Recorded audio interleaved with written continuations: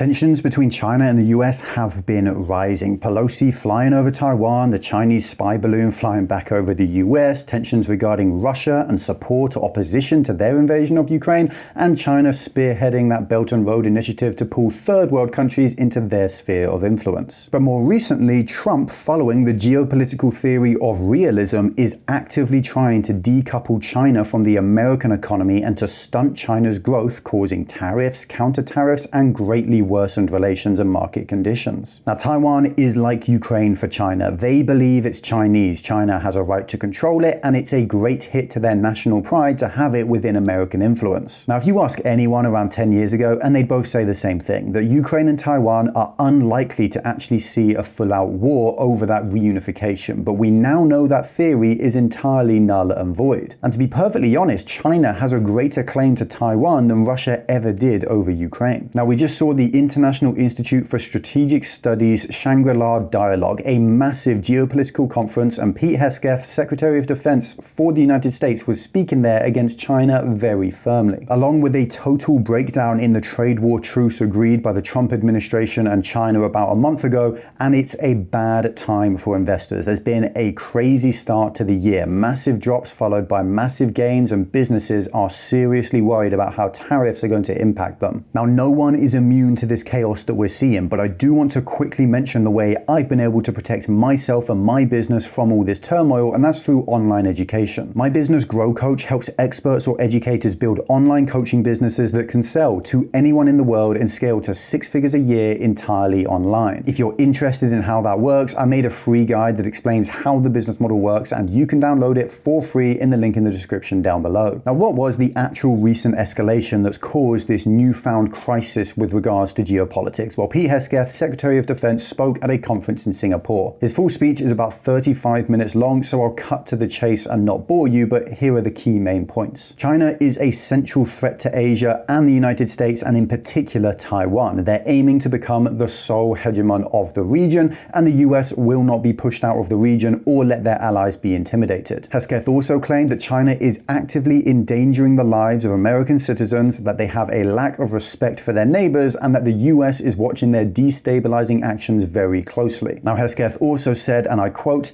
"Any attempt by Communist China to conquer Taiwan by force would result in devastating consequences for the Indo-Pacifics and the world. There's no reason to sugarcoat it. The threat China poses is real and it could be imminent. We hope not, but it certainly could be." He also encouraged US allies, in particular Australia, to raise their defense budgets to counteract this threat, and he threw a few bones China's way to try and soften his remarks, saying that the US is not actually seeking conflict with them and that they do actually have respect for China, but that was pretty muted. Now, China was obviously incredibly unhappy with this statement, in particular with regards to the trade war that's been going on this year already so far, and the fact that they had a little bit of a truce over the last month. So they condemned the remarks and they accused the US of inciting conflict and interfering in regional affairs that they have nothing to do with. They also claimed that Taiwan is an internal matter for China, as they claim it belongs solely to them and isn't a real country, and so the US has no right to meddle there, but that's all very expected. There's no surprises there at all. Some other Asian countries did, however, speak out, and the US didn't really like what they had to say either. Malaysia and Japan explicitly expressed concern. They're worried about relying on US intervention to ensure peace in the region when Trump is enacting protectionist trade policies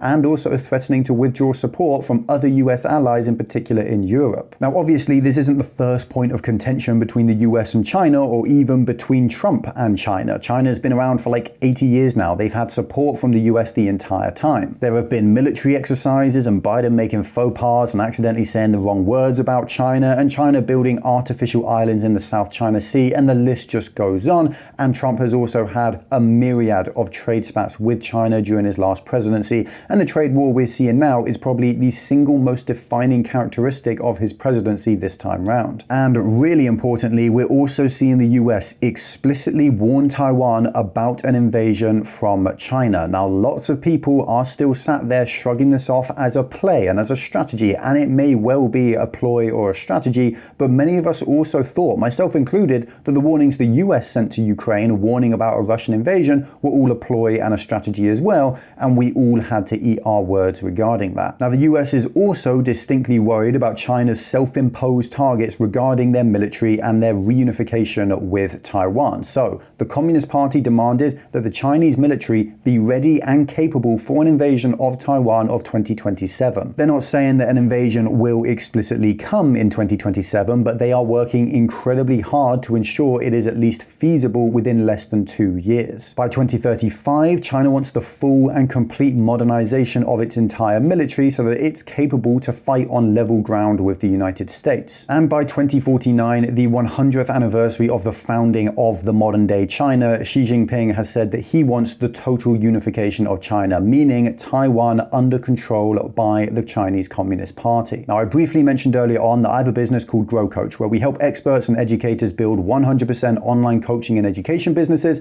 and that's why I've been so inconsistent with uploading on this channel, because that takes up 90% of my focus these days. But it did occur to me that there are literally thousands of educated, informed, and successful people who watch this channel who might be looking to start a business or increase their income or build funds for retirement. Now, we've been working with people in all different kinds of niches, from real estate and investing to sales and career advancement, all the way into hobbies and sports. So if you do have expertise, knowledge, or experience in any niche, I've made a free guide explaining exactly how this business works and how you can turn your information and the knowledge you already have into a six-figure online business. The guide is 100% free, and you can download it by clicking the link down below in the description. Now, back to the video, and how does this escalation relate to the massive trade war that's been brewing so far under Trump's presidency? Well, in 2018, Trump and China went back and forth multiple times applying tariffs to each other, and in 2020, they finally came to an agreement, with China promising to buy $200 billion in goods and services from the US to offset the trade deficit. But China failed to reach that target, and actually they ended up importing less from the US than they had been doing so beforehand. So Biden maintained and actually expanded the tariffs against China, though not by much. Then in February of this year, Trump enacted 10% tariffs on all Chinese imports because of Chinese drug trafficking harming the US, and China reacted with tariffs on only a few American imports in an apparent de-escalation and attempt by the Chinese Communist Party to not cause a trade war. In March, though, Trump went and increased the tariffs up to 20%, and of course in April, when Trump went all out with his global trade war attacking numerous countries around the world, he upped the tariffs by 34% against China, then by another 50% on top. Now, each time China fought back a little bit and put tariffs on their American imports, and this kept going back and forth until tariffs were above 145% for Chinese imports and 125% for American imports. Eventually, though, China actually buckled, and they said they won't respond to any further retaliatory tariffs anymore. And that's where this informal truce came about. The two sides negotiated, and they came to settle at American tariffs of 34% on Chinese imports, while China only had 10% tariffs on American imports for 90 days, whilst the two parties could work out further details and see where they're going to go.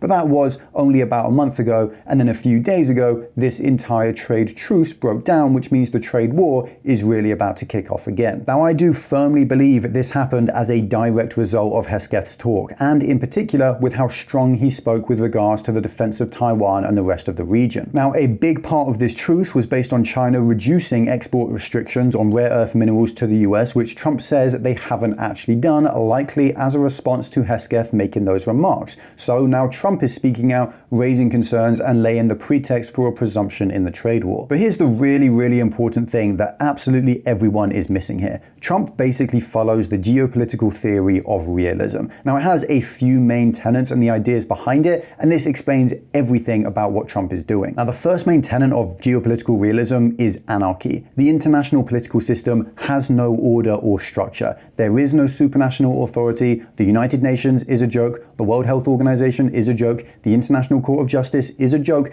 and none of them are valid institutions that have the ability to tell the United States how to run its country. Law is defined at the national level, so international law is an oxymoron and it doesn't really actually exist. So when people say that Trump's tariffs are illegal or they break international law, that really doesn't mean anything, and it's not going to do anything to stop Trump from marching forward. The next core tenet here is rational self-interest. The country and the state exists to put its interests first. Now, you can tell someone like Keir Starmer doesn't believe this, because he always actively puts the UK's interest at the expense of British people, and he puts other countries first, but Trump does firmly believe this. Now, you can argue that what he's doing might hurt the US, but that would be because Trump got something wrong, not because he went out with the intention of harming the US. His aim is firmly to put America first. The third and final tenet here is power. States desire power to ensure influence and self-preservation. Now, that power is firstly derived from military power, but that military power is derived from economic power.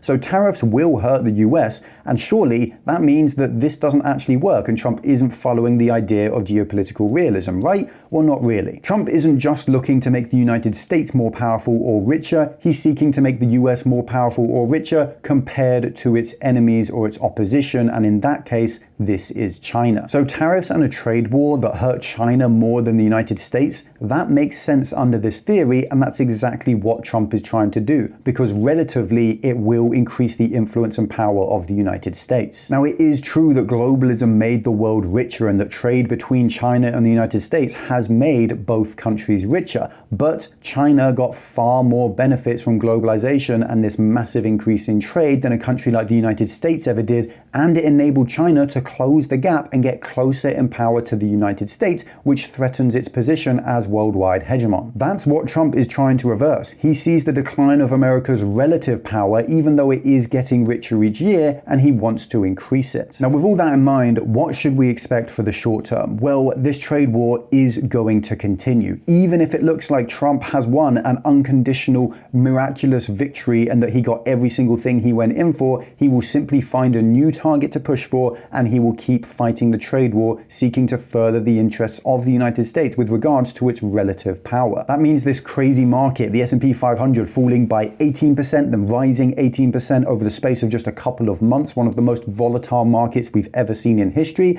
that's going to continue, and it's going to be a little bit crazy. Trump's negotiations inherently rely on an immense use of force that's then followed by a lull period where negotiations take place, followed by more immense uses of force. In general here, American stocks and companies are going to struggle. Imports will be more expensive and the export market will be harder to compete in for American firms and businesses. Sales and earnings will fall for a huge proportion of American firms. Some of that will be picked up by domestic firms which are able to capitalize on that new opportunity in a market by not having to compete with cheap Chinese labor and manufacturing, but don't expect strong gains in your investments because that is going to take a very long time for that effect to take place. Also, don't panic sell everything and then have to watch Trump tone down his rhetoric and cause markets to rise again by 18%. I saw a bunch of people exiting the market and running away after that first drop as a result of that massive trade war, only to be absolutely eating their words when 2 weeks later, markets were exactly back where they were. Inflation, though, could easily also rise. Higher costs to import, and there's a time to lag to replace those imports with domestically made products, which means that prices rising are very, very likely at this point, and as a result, we shouldn't really be expecting interest rates to be slashed by the Fed either, even though Trump is pretty clear that he does want them cut down. That would just be a little bit too risky when inflation starts to rise to start slashing interest rates. Most importantly, though, just make sure that you know where you stand with regards to your finances. Is your job or your business or your employment going to be impacted by these tariffs, or your investments or your savings? Now, of course, if you do have knowledge, experience, or expertise in absolutely any niche, from career advancement and entrepreneurship to hobbies or sports, you can download my free guide explaining the $200 billion a year online coaching industry and how you can easily build a six-figure online coaching business using nothing but the information you already have. The guide is 100% free, and you can download it in the link in the description down below.